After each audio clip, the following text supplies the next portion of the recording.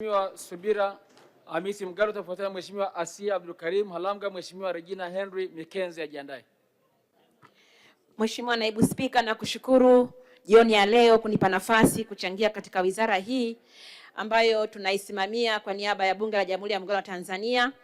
Taarifa yetu tumeiwasilisha na maoni yetu hayo, lakini Mheshimiwa Naibu Spika, napenda nimpongeze kwa dhati Mheshimiwa Rais Dr. Samia Suluhu Hassan kwa kazi nzuri ya kuiletea mapinduzi sekta hii ya madini.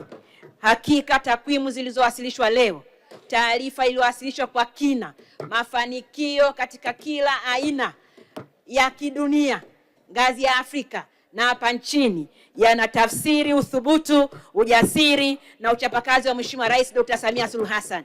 Lakini kana kwamba haitoshi, Mheshimiwa Waziri Mavunde pamoja na naibu waziri, wakuu wa taasisi zote chini ya wizara hii, wenye vitu wa bodi wote, watumishi wote, taasisi zote, lakini pia kubwa maafisa madini wote wa mikoa, lakini na wadau wote wa sekta hii ya madini ambao wapo leo hapa kushuhudia bajeti yako hii. Na kwa kweli kila ukiongea na wadau hao wanakushukuru kwa ushirikiano, kwa usikivu wako, na kuelekea bajeti tumeona namna ulivyokutana na makundi mbalimbali kuwasikiliza mafanikio yao na changamoto yao. Hongera sana Mheshimiwa Waziri.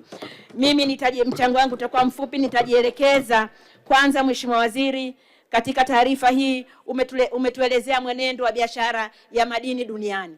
Katika mwenendo huo pia umegusa mwenendo wa biashara Tanzanite yetu, madini maalum ambayo yanapatikana hapa nchini kwetu Tanzania, na kwamba hakuna soko la uhakika na pia thamani yake imeshuka. Pamoja na sababu hizo, ni kuombe Mheshimiwa Waziri, kama ambavyo umekuwa ukiwasikiliza wadau wewe pamoja na naibu wako waziri, zipo changamoto ndani ya mfumo wetu wa ndani ya nchi hapa, ikiwemo taratibu wa kuhakikisha kwamba madini yale hayauzwi nje ya eneo ambayo yanapatikana, jambo ambalo limesababisha kushusha kwa thamani, limesababisha pia kukosekana kwa ajira, limesababisha baadhi za mashine za kuleta thamani ya madini hayo nyingi hazitumiki, lakini zimesababisha gharama kubwa wanazopata wachimbaji, lakini wanunuaji wa madini hayo. Kwa ni kuombe Mheshimiwa Waziri, kwa sababu hili ni la kikanuni na sheria na umekuwa hodari, hata kwenye bajeti hii umeainisha namna mlifanya maboresho ya sheria madini kifungu namba 123.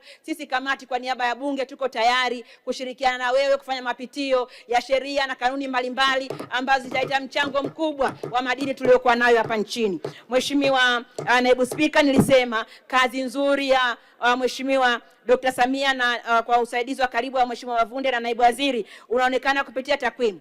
Makusanyo ya trilioni 1.43, na tangu Mheshimiwa Mavunde umekabidhiwa wizara hii na msaidizi wako, wewe ni kukusanya trilioni 1 na kuendelea. Nikupongeze sana. Lakini niombe kupitia wewe Mheshimiwa Naibu Spika, niombe Wizara ya Fedha kuendelea kuipatia fedha wizara hii ya madini, hususan za maendeleo. Bilioni 10 ilizoipatia hata mpaka Machi, mafanikio yake ni trilioni 1.3, lakini sekta hii ni kama ng'ombe aliyenona. Ili umkamue vizuri, ukimwezesha kupitia GST, kupitia Tume ya Madini, kupitia STAMICO, kupitia TEITI, ukapelekea fedha zao za maendeleo.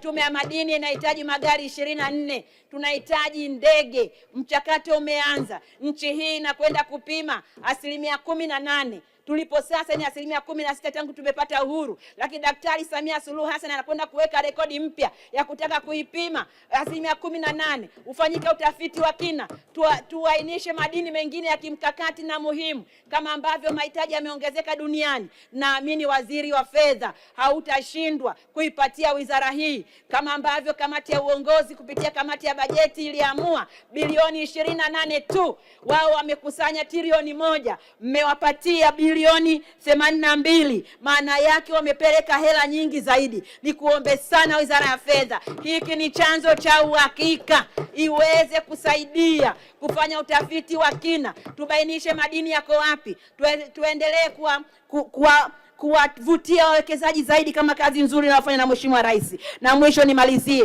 kwa kukupongeza kwa dhati kwenye sekta nzima ya chumvi, namna ambavyo kwa mara ya kwanza serikali ya awamu ya 6 imejenga kiwanda pale Kilwa, umeifanya sekta ya chumvi kutulia, na sisi Bagamoyo maeneo ya Kitame tunao wadau wa chumvi wamekupongeza sana. Lakini sisi Bagamoyo tunayo madini ya ujenzi kupitia halmashauri ya Chalinze, kupitia halmashauri ya Bagamoyo. Ombi langu shirikiana na sekta zingine ikiwemo miundombinu ya barabara ili maeneo yapitike na madini yaendelee kutoka. Kwa mchango huu naunga mkono hoja na hongera sana.